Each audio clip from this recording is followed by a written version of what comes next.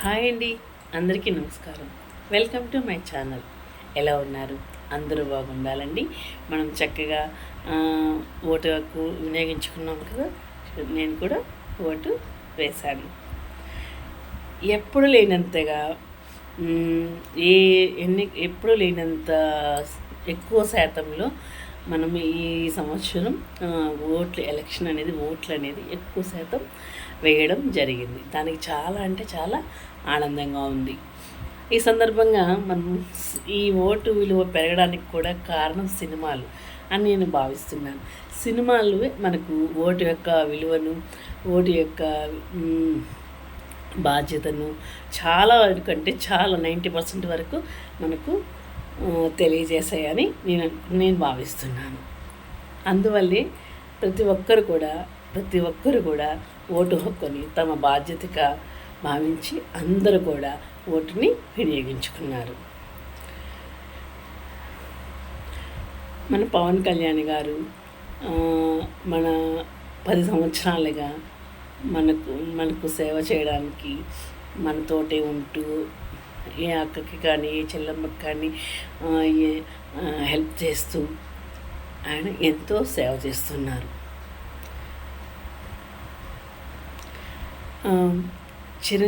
నేను చిరంజీవి గారి ఫ్యాన్ కూడానండి. ఎందుకంటే చిరంజీవి గారు కూడా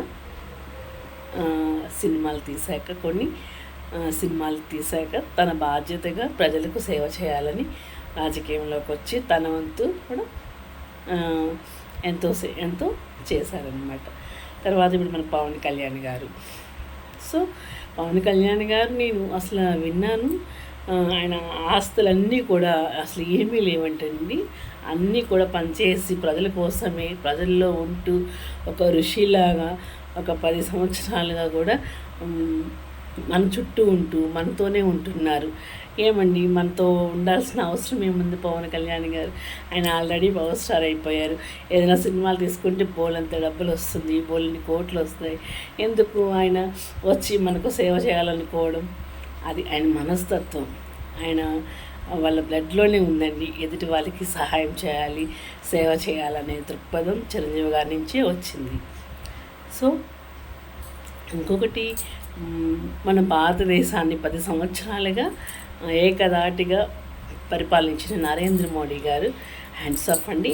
అలాంటి నరేంద్ర మోడీ గారు ఒక ఋషిలాగా మన భారతదేశానికి ఎంతో సేవ చేస్తున్నారు. అక్కడ నిలబెట్టారండి. మన భారతదేశాన్ని గౌరవాన్ని, అభివృద్ధిని ఎంతో పెంచారు. నరేంద్ర మోడీ గారికి ఎలాంటి ప్రాపర్టీ కానీ ఎలాంటివి కూడా లేవని నేను విన్నాను. పవన్ కళ్యాణ్ గారు కూడా అదే దారిలో వెళ్తూ ఆ ఋషితో పాటు అంటే మా నరేంద్ర మోడీ గారితో కూడా ఆయన కలిసి, చంద్రబాబు నాయుడు గారు కూడా కలిసి, ముగ్గురు కలిపి ఒక కూటమిగా ఏర్పడి మన ముందుకు వచ్చి మీకు ఇంకా కూడా మీకు మంచి చేస్తాము అని మేము ఒక వాగ్దానం చేస్తున్నామని ఎంతో ప్రచారం చేశారు. మీరందరూ కూడా ఓటు హక్కుని వినియోగించుకుని ఉంటారని కోరుకుంటున్నాను. తప్పకుండా మంచి ఫలితం ఆ శ్రీనివాసుని దయ వల్ల మన కూటమి అధికారంలో వస్తుందని అందరం కూడా కోరుకుందాం. ఇప్పుడు చూడండి, ఒక మంచితనం అంటే నరేంద్ర మోడీ గారు ఒక ఋషిలాగా 10 సంవత్సరాలుగా మన భారతదేశాన్ని ఎలా పాలిస్తున్నారు. అలాంటి మోడీ గారి సపోర్ట్తో చంద్రబాబు నాయుడు గారు అలాగే పవన్ కళ్యాణ్ గారు కలిసి ముగ్గురిగా ఏకధాటిగా ఒకే కూటమిగా కలిసి మేము మీకున్నాము, మేము అభివృద్ధి చేస్తామని చెప్పడం ఎంత ఆనందం అంటే అంత ఆనందం. ఖచ్చితంగా మన ఆంధ్రప్రదేశ్ అభివృద్ధి ఖచ్చితంగా అయితే తీరుతుంది. మనకు రాజధాని వస్తుంది అనే నమ్మకం నాకు చాలా ఉంది. ఇంకా కూడా చాలా అభివృద్ధి చెందుతుందని అనుకుంటున్నాను. దీనివల్ల మీకు ఏమర్థమైంది? ఇప్పుడు నరేంద్ర మోడీ గారు కూడా ఎలాంటి ప్రాపర్టీ లేకుండా ఒక ఋషిలాగా మన దేశాన్ని మనల్ని ఒక 130 కోట్ల మంది భారతీయులను పరిపాలిస్తున్నారు. అదే ఆయన దారిలోని పవన్ కళ్యాణ్ గారు కూడా వెళ్ళడం అనేది చాలా అంటే చాలా సంతోషకరమైన విషయం.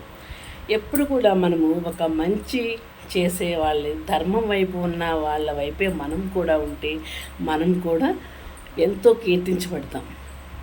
ఎప్పుడు కూడా మంచి వాళ్ళు మంచి చేసే వాళ్ళకి తోడుగా ఉండడం, వాళ్ళతో కలిసి ఉండడం వల్ల మన కీర్తి కూడా పెరుగుతుంది. మనకు కూడా మంచి ఆలోచనలు, మంచి బుద్ధి, మంచితనం కూడా మనకు అలవరుస్తాయి అన్న దానికి ఉదాహరణ నరేంద్ర మోడీ గారి, చంద్రబాబు నాయుడు గారు, పవన్ కళ్యాణ్ గారు కలిసి ఇలా మన ఆంధ్రప్రదేశ్ని, భారతదేశాన్ని ఒకే కూటమిగా పాలించడం అనేది చాలా అంటే చాలా ఆనందకరమైన విషయం. ఈ వీడియో పరంగా నేను ఏం చెప్పాలనుకుంటున్నానండి, మనము కూడా మంచి చేసే వాళ్ళ కూడా మనం సపోర్ట్ చేస్తే ఆ మంచి ఇంకా ఎక్కువ పెరుగుతుంది. ఎక్కడ హింసాకాండ కానీ, ఎక్కడ చెడు కానీ, ఎట్లాంటి హింసా ప్రవృత్తులు తగ్గుముఖం పడతాయి. మనం ధర్మం వైపు మనం ఉంటే ఆ ధర్మమే మనల్ని రక్షిస్తుంది. శ్రీకృష్ణ చెప్పింది ధర్మో రక్షిత. అంటే ధర్మాన్ని మనం రక్షిస్తే ఆ ధర్మం మనల్ని రక్షిస్తుందన్న దానికి ఉదాహరణ ఈ కూటమి అని నేను భావిస్తున్నాను. మనం కూడా మంచి చేసే వాళ్ళకి, మంచికి ఎప్పుడూ సపోర్ట్గా ఉంటే మనకు కూడా అంతే మంచి జరుగుతుంది, ఇంకా మనకు అంతే కీర్తి పెరుగుతుంది.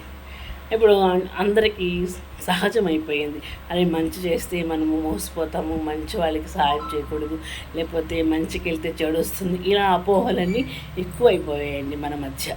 దానికోసం నేను చెప్తున్నాను, మంచి వాళ్ళకి సపోర్టుగా ఉంటే ఇంకొంచెం మంచి పెరుగుతుంది. మంచికి మనం మంచితనానికి కానీ, మంచి సమాజానికి మనం సమాజం ఏర్పడడంలో మనం కూడా భాగస్వాములు అవుతాం అన్నమాట. ఓకే ఫ్రెండ్స్,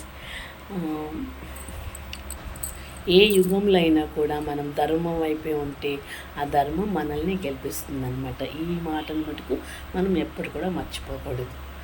సో ఫ్రెండ్స్, మీకు ఈ వీడియో నచ్చుతుందని, నచ్చే ఉంటుందని కోరుకుంటున్నాను. మీకు ఈ వీడియో నచ్చినట్లయితే తప్పకుండా లైక్ చేయండి, మీ ఫ్రెండ్స్కి వాళ్ళందరికీ కూడా షేర్ చేయండి.